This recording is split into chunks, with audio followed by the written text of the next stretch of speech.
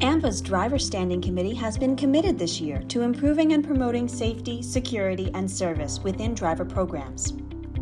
The Driver License Compact Board has been re-established and has adopted a proposed action plan to establish the state-to-state program as a primary means to support the requirements outlined in the Driver License Compact. They are now working to educate Compact members to understand the plan and consider formal endorsement at their 2022 membership meeting. The Foreign Reciprocity Resource Guide Working Group finalized the International Reciprocity Guide. The guide includes a new model agreement, due diligence worksheet, and verification form, as well as model evaluation and verification processes for members developing driver licensing agreements with other countries. The Suspended Driver Alternative Reinstatement Working Group has released the third edition of their Best Practices document. Edition 3 includes a revised executive summary, a new chapter on license suspension considerations, and a new conclusion. The updated portions of the document segregate failure to appear and failure to pay as separate issues, expanding AMVA's previous recommendation beyond not suspending driving privileges for non-driving violations. The new recommendation also takes indigency factors into consideration. And the Driver Committee also remains committed to helping jurisdictions design and issue secure credentials, both physical and electronic, working toward the ultimate goal of secure identities.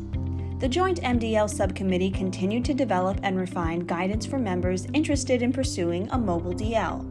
They released the Mobile Driver's License Frequently Asked Questions for Law Enforcement in September and the Mobile Driver License Implementation Guidelines in November. AMVA participated in many domestic and international MDL standardization activities, and the first ever AMVA MDL pop-up class debuted. This 2-day immersive experience for AMVA members was full of MDL demonstrations and discussions about the interoperability standard, implementation guidelines, use cases, lessons learned, and much more.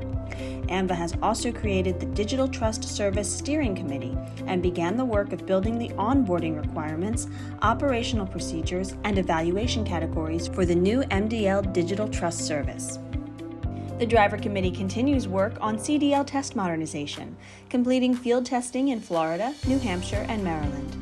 The Test Maintenance Subcommittee and IDEC Board are reviewing the field test data and will soon have a final report ready for submittal to FMCSA. These groups are also working on ADAS and other updates for the Non-Commercial Model Driver Testing System, or NMDTS, and IDEC materials.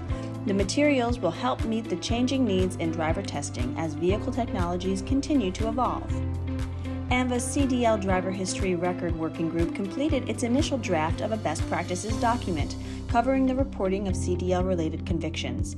The document explains the crucial role of each stakeholder in the process of issuing, adjudicating, reporting, and sanctioning CDL violations, and will be useful for various stakeholders involved in these activities. It also addresses the importance of access to and understanding the CDL driver history record. The best practice is scheduled to be available for members later this year.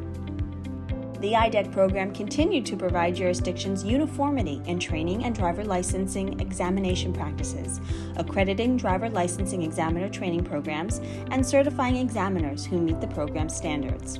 Over the last year, the Driver Standing Committee has worked to provide new solutions for AMVA members who are responsible for driver's licenses, making sure North America's drivers and their identities are safe and secure.